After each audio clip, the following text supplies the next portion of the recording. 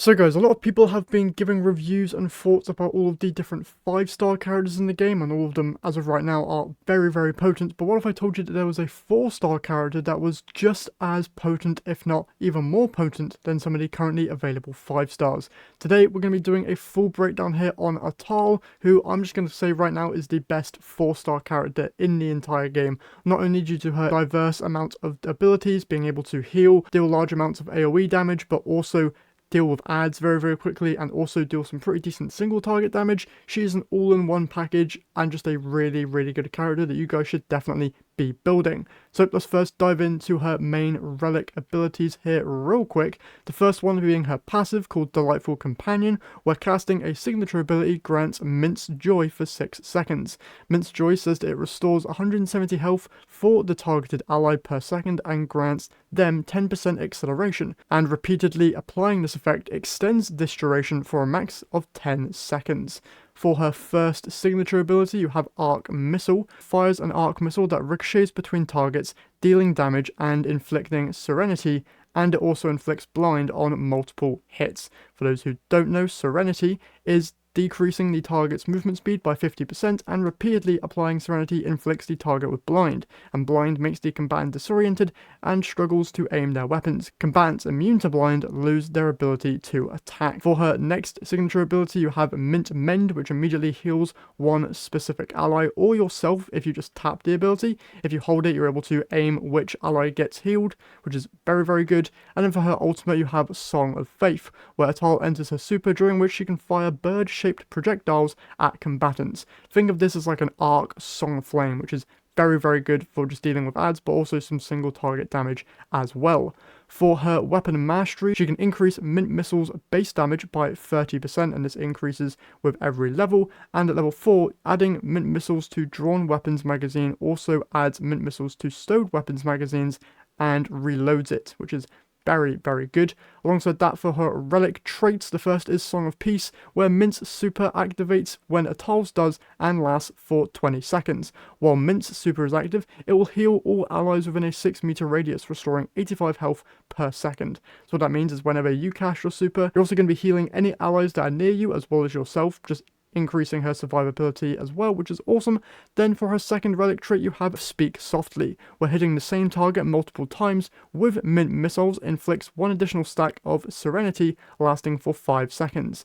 And then the final one is First Aid, where Mint Mend's max number of charges is increased by 2. So you're going to be getting 2 stacks of the heal, which is very, very good.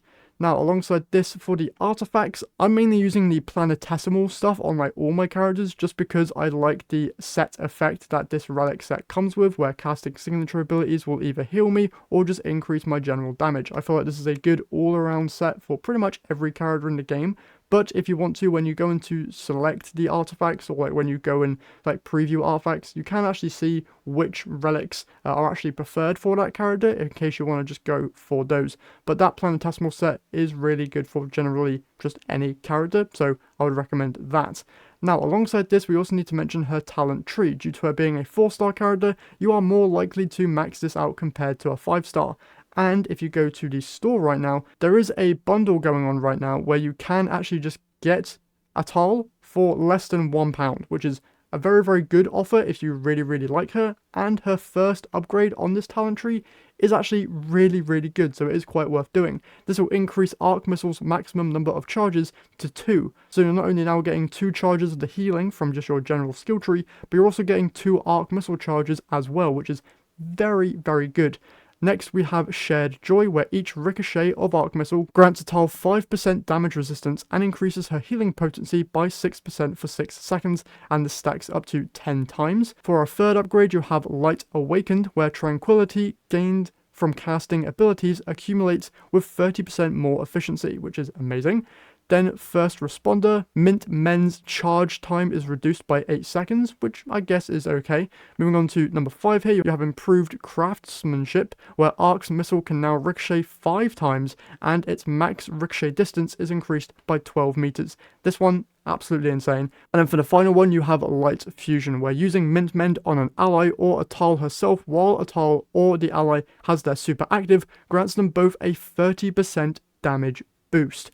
That is absolutely insane. So her talent tree is very much worth upgrading if you run into any duplicates of her, or if you want to be getting that bundle. Now, I will say that the first upgrade is very, very good. I have gameplay playing in the background probably of me using this, and having 2 charges of that arc missile is very, very, very good. So this one is probably a must get, I would say, if you plan on actually using Attal a lot inside of this game. So you can just go and pick up that bundle for very, very cheap. But if you just run into her from just pulling on the standard banner, this is a very good upgrade to pick up. I wouldn't really say that the last 5 are very much all that needed, but they are just nice boosts generally.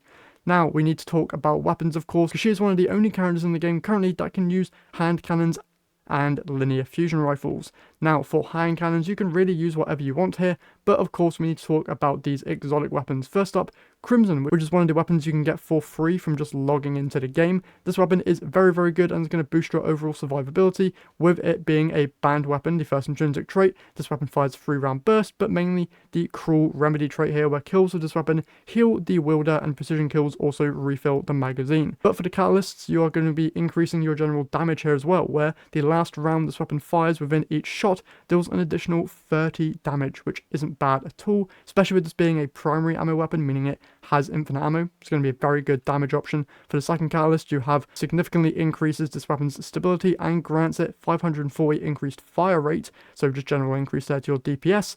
And then the final one is the last round this weapon fires with each shot deals an additional 60% damage. Then you of course have your other upgrades here, which mainly just increase the stats, but can also go and increase the general damage of the weapon as well. So Crimson is going to be a very good option if you really like Atal. But there is another exotic hand cannon that I would probably recommend over Crimson, and this one is going to be the Old Perfect, which you can actually get from just doing, I believe, the raid it can drop from that, but also the other gauntlet activities in this game. And the reason I'm recommending this hand cannon is because this hand cannon is actually able to scorch and ignite targets, and if you play Destiny 2, you know how potent those abilities are. So for its first trait, it has Tiger's Throw, where this weapon fires scattered rounds, but then it has Dragon's Breath as its last trait, where successive hits will scorch the target and deal increased damage. And for the first catalyst here, you have after enough scorch stacks are applied, the target ignites in a large explosion. This is probably going to be a very, very strong catalyst. So if you end up running into the Old Perfect, I would highly recommend upgrading it and getting that first catalyst upgrade.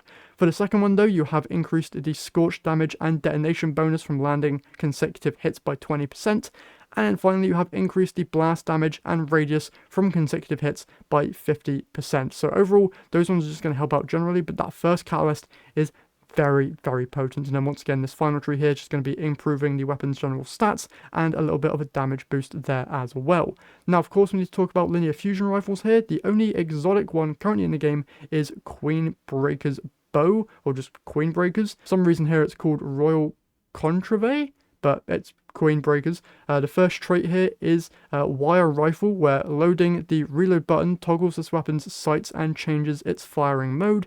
Pretty much exactly like Destiny 2, you have your marksman sights and your combat sights, so you can switch between a burst mode or a single shot mode. For the catalyst upgrades here though, the first one states that when this weapon's magazine is empty, it refills from reserves based on the number of hits. The next one is grants this weapon 20% increased precision damage, and then you also have grants this weapon 33% increased chain lightning damage, and precision hits deal higher chain lightning damage. Now, whilst that's all good, you can actually get a really good roll on just the mythic version of a linear fusion rifle. The end of the line here is actually very, very good with its rolls. If you don't know, you can come to any weapon here and just hit traits, and you can see all of the available traits for any weapon. And for this, I'm probably going to recommend that you go with firing line here in the first column, where this weapon deals 30% increased precision damage when near 2 or more allies. You're going to be matching up with other Guardians a lot, so having this active is going to be very, very good. But then in the second trait, you also have Searing Mark, where precision hits grant the next round fired within 5 seconds plus 12% precision damage, which stacks up to 5 times.